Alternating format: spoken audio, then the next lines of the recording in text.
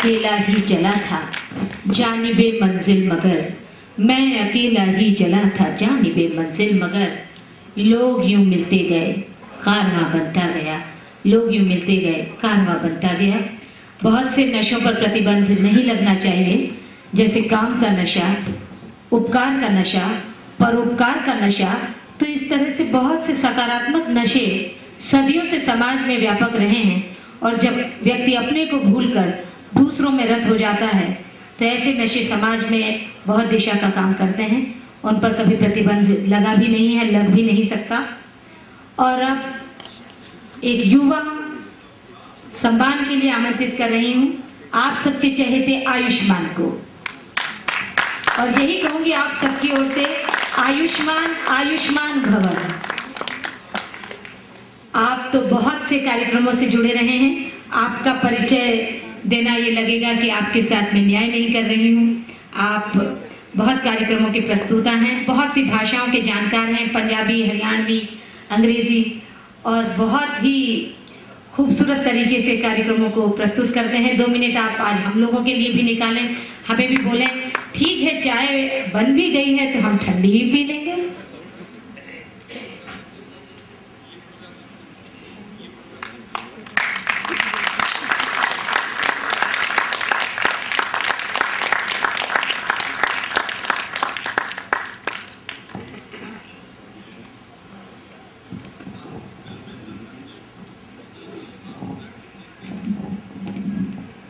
ओजस्वी जी, पहले मैं आपको कहना चाहता हूं कि आप एक सर्वगुण संपन्न रेडियो जॉकी होने की योग्यता रखती हैं।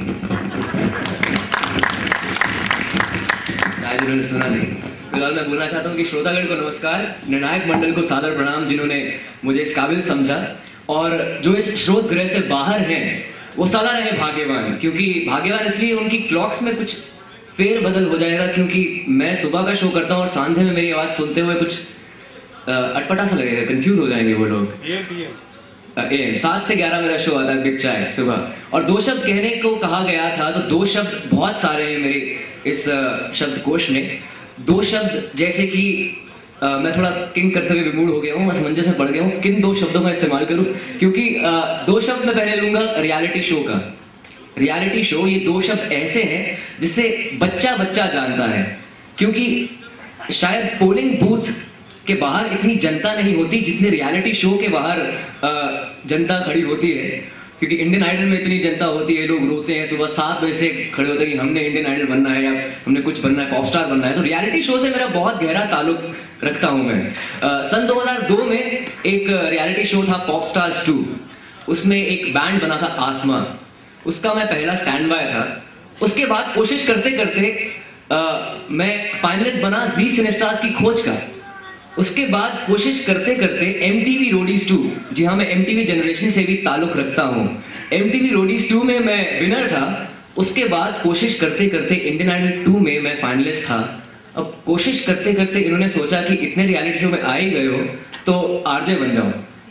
तो RJ रेडियो जॉकी बन चुका हूँ। और इसके अलावा मैं कहना चाहता हूँ कि रेडियो जॉकी जो है वो उनका एक और 2 शब्द, फिर से 2 शब्द कहते हैं पिलो प्रेसिडेंट। पिलो प्रेसिडेंट का अगर रूपांतरण किया जाए तो हिंदी या हिंदुस्तानी में तो कहा जाएगा, आपको क्या लगता है? पिलो प्रेसिडेंट, बिल्कुल तकिया कलाम। तकिया कलाम मेरा है, मान ना मान मैं हूं आपका आयुष्मान। नीम हकीम खतरा है जान, उससे भी बढ़कर आयुष्मान। साहिबाबाद से प्रगति मैदान, मैं हूं आयुष्मान। बदरपुर से बल्ली मरान, मैं हूं आयुष्मान। और this is the most corny one, Dwarka से धौला कुआं, मैं हूं आयुष्मान। तो मिमिक्री का भी शौक रखता हूं। अब मैं मिमिक्री की बात करते हुए आपको बताता हूं कि 1980 के दशक में जब दूरदर्शन एक मात्र मनोरंजन का साधन हुआ करता था, तो एक विज्ञापन अति मशहूर था जो इस प्रकार था, आइए दीपिका जी लीजिए आपका सब सामान तैयार। ये नहीं वो, लेकिन आप तो हमेशा वो महंगी वाली टिकिया लेती थी, वही महंगे दाम वाली क्वालिटी, वही सफेदी, वही झाग, कम दामों में ले, कोई ये क्यों ले, वो ना ले। मान गए किसे? आपकी पार की नजर और निर्मा सुपर, दोनों को। मेरे ख्याल से विज्ञापन मेरे लिए ये जब बचपन में मैं सुनता था टीवी की, शायद ये विज्ञापन है। लेकिन आजकल अगर अलग अलग फिल्मी कलाकार अदाकार इस विज्ञापन को प्रस्तुत करेंगे तो किस प्रकार करेंगे, जरा गौर फरमाइएगा।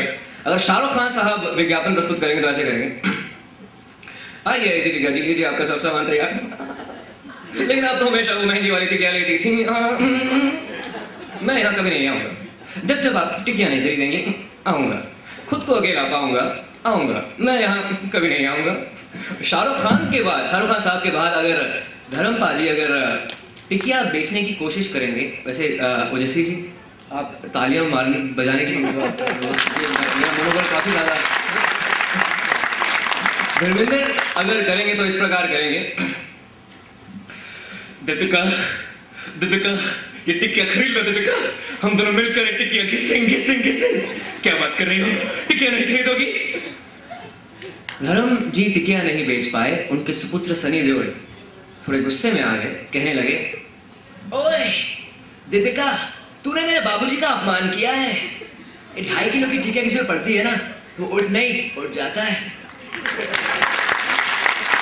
उसके बाद मुझे लगता है समय काफी कम है, तो मैं अंत में अटल बिहारी वाजपेयी जी की जरा मूवी करना पसंद करूंगा। तो हमें दे दीजिए। चलिए ठीक है, अटल बिहारी वाजपेयी से पहले अगर संजीव कुमार साहब अगर टिकिया बेचने की चेष्टा करेंगे, कैसे बेचेंगे जरा गौर फरमाइएगा। आइए दीपिका जी, लीजिए आपका सब सामान है, लेकिन आप तो हमेशा वो महंगी वाली टिकिया यही पे इनको जरा कम करते हैं। ऋतिक रोशन अगर टिकिया बेचने की कोशिश करेंगे तो कैसे बेचेंगे? जरा सोचिए, कोई मिल गया के अवतार में वो घुस चुके हैं और कहने लगे वो टिकिया नहीं बेचेंगे। मैं टिकिया नहीं बेचूंगा, मेरे बहुत बड़े साइंटिस्ट है, मैं टिकिया नहीं बेचूंगा, मैंने कोई पाप नहीं किया भगवान, मैंने कोई पाप नहीं किया। ऋतिक रोशन ऐसे टिकिया बेचना चाहते हैं, लेकिन गुलशन ग्रोवर इस बात से बहुत ज्यादा नाराज, कहने लगे, अबे टिकिया बेच, नहीं तो तेरे बाप का कंप्यूटर तोड़ दूंगा, बैड मैन। चलो अंत कर ही देते हैं अटल बिहारी वाजपेयी जी से। तो वो टिकिया बेचने के लिए अगर गए तो कैसे बेचेंगे? आइए दीपिका जी, लीजिए आपका पुराना सामान तैयार। दीपिका जी भी कंफ्यूज होकर देखते हैं ये क्या कह रहे हैं। क्या बात कर रही हो, आपको पुराना सामान नहीं चाहिए? आयुष्मान इनके साथ चले जाओ। धन्यवाद आपका। और जितने भी यहाँ पे दिग्गज उपस्थित हैं उनको नतमस्तक नमस्ते। 23 वर्ष की इस बारी उम्र में अगर आपका आशीर्वाद मिले तो जीवन में काफी कुछ करने की मैं सोच सकता हूँ, और आप सबका आशीर्वाद मिलना चाहिए। धन्यवाद। और फिलहाल कल का हमारा फोरम ये रहेगा कि दिल्ली क्या चाहती है, सुबह 7 से 11 बिग चाय पर, बिग 92.7 FM पर आप मुझसे बात कर सकते हैं। नंबर लिख लीजिए 39927927।